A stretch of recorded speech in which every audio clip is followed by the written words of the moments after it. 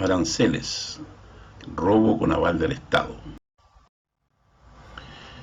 Veamos en primer lugar cuál es la diferencia entre precios y costos de los aranceles. Existe sobre esto una confusión. Precios son aquellos que cobran las universidades. Costo es lo que a estas universidades les cuesta entregar la docencia. ¿Qué ocurre con los precios? Los precios los fijan las universidades, es decir, opera el libre mercado. Las becas y los créditos con aval del Estado se rigen por el arancel de referencia, que en último análisis no es más que un promedio del valor de los aranceles, de los precios de los aranceles para ser más preciso. La diferencia entre el precio y el arancel de referencia lo pagan actualmente los alumnos, diferencia que por cierto no es menor en muchos casos. A partir de 2016 regirá el arancel regulado, que tampoco tiene nada que ver con los costos y que es simplemente un promedio de aranceles de referencia. Se supone, según el proyecto de ley de presupuesto de la Nación, que el Estado financiará hasta un 20% más que el arancel regulado en aquellos casos en que el precio del arancel sea superior al arancel regulado. Los aranceles de referencia no son una estimación del costo real de las carreras y por tanto los aranceles regulados, que son promedio de aranceles de referencia, tampoco son o dan cuenta del costo real de las carreras. La diferencia entre el precio y el costo es el margen o utilidad que recibe cada universidad al hacer estos cobros. Veamos en primer lugar cuál es la situación de Chile respecto de los países miembros de la Organización para la Cooperación y el Desarrollo Económico en cuanto al precio de los aranceles. En este cuadro podemos ver, según la publicación Education at a Glance 2014 de la OCDE, que Chile, entre todos los países de la OCDE, es el que tiene los aranceles más caros del mundo. Incluso, como se puede ver en el cuadro, por encima de Estados Unidos, Corea, Japón. Y más de 4 veces el precio de los aranceles que cobra Italia. Por cierto, esa es una situación que amerita ser analizada para entender por qué Chile cobra los aranceles más caros del mundo. ¿Quién financia estos aranceles que son los más caros del mundo? Un reciente estudio de la OCDE, Education at a Glance 2015, demuestra que el 65,4% de los aranceles en Chile son financiados por el sector privado, es decir, por las familias chilenas que tienen a sus estudiantes en las universidades. Somos el tercer país, solo superado por Corea y Japón, y superando a Estados Unidos, a Colombia y otros países.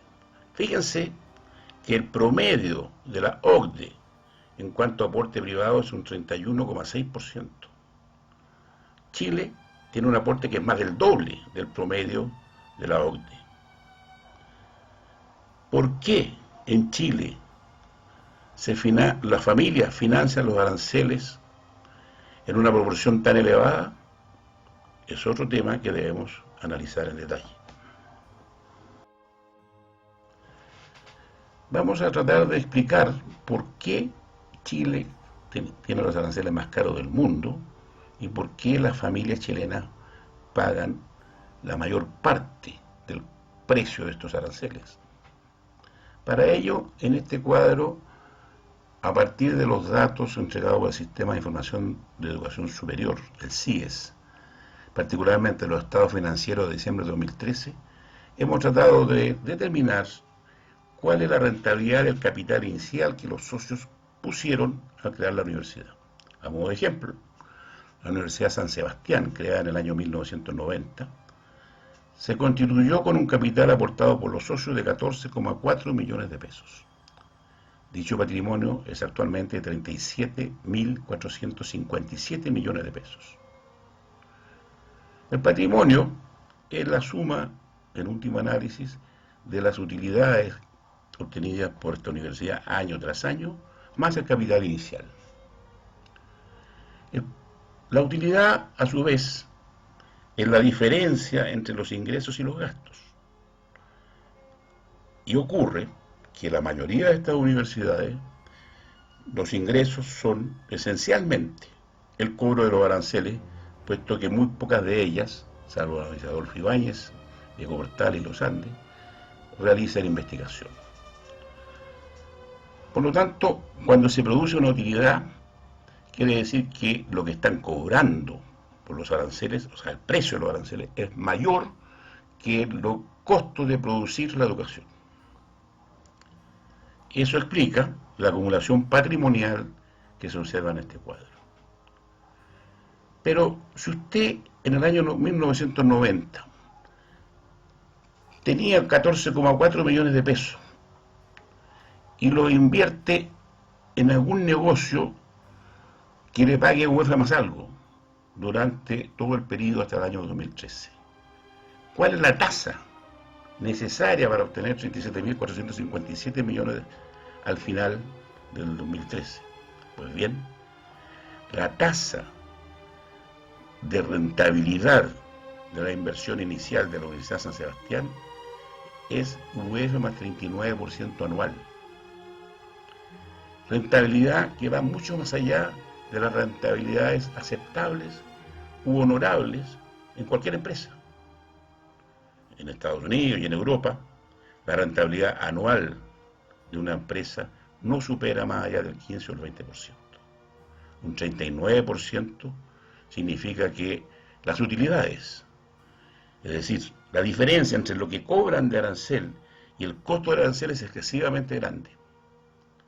Y aquí lo que se está haciendo es un cobro usurero. Y este cobro se ha efectuado con el aval del Estado, puesto que ha financiado gran parte importante de esta situación a través de becas, crédito con aval del Estado, aunque los más perjudicados son ciertamente las familias. ¿Qué ocurre con aquellas universidades que investigan? Parte importante de estos aranceles usureros están financiando la investigación. Es el caso, por ejemplo, de la Universidad de Chile, la Universidad Católica y demás universidades tradicionales, que cobran aranceles muy altos. Y parte de ellos están destinados a financiar la investigación, porque el Estado no ha cumplido con su responsabilidad de financiar. A mí me consta, por haber sido vicerrector de Economía y Administración de la Universidad de Chile, que los aranceles que se cobraban en aquellos años, digo entre 1994 y 1998, eran muy por encima de los costos, y la diferencia pasaba a financiar la investigación. Situación que, por cierto, no es aceptable, puesto que la investigación debe ser financiada por el Estado. En conclusión, Chile cobra los aranceles más caros del mundo. Las familias chilenas son las que financian en mayor medida este arancel usurero. Y dicho arancel usurero ha ido a incrementar el patrimonio de las universidades privadas o a financiar la investigación. ¿Por qué han subido tanto los aranceles? Simplemente porque el libre mercado no funcionó. Esta es una demostración más del fracaso del modelo neoliberal. Claramente, el precio cobrado por los aranceles es muy superior a los costos reales de las carreras. Con estos aranceles es imposible que la familia chilena o la mayoría de las familias chilenas puedan pagar estos aranceles. Según la encuesta CASEN 2013, el noveno decil, ese es el segundo grupo más rico, tiene un ingreso promedio de 1.180.850 pesos, con aranceles que llegan hasta 500.000 pesos mensuales. Es imposible pensar que este grupo pueda financiar los aranceles.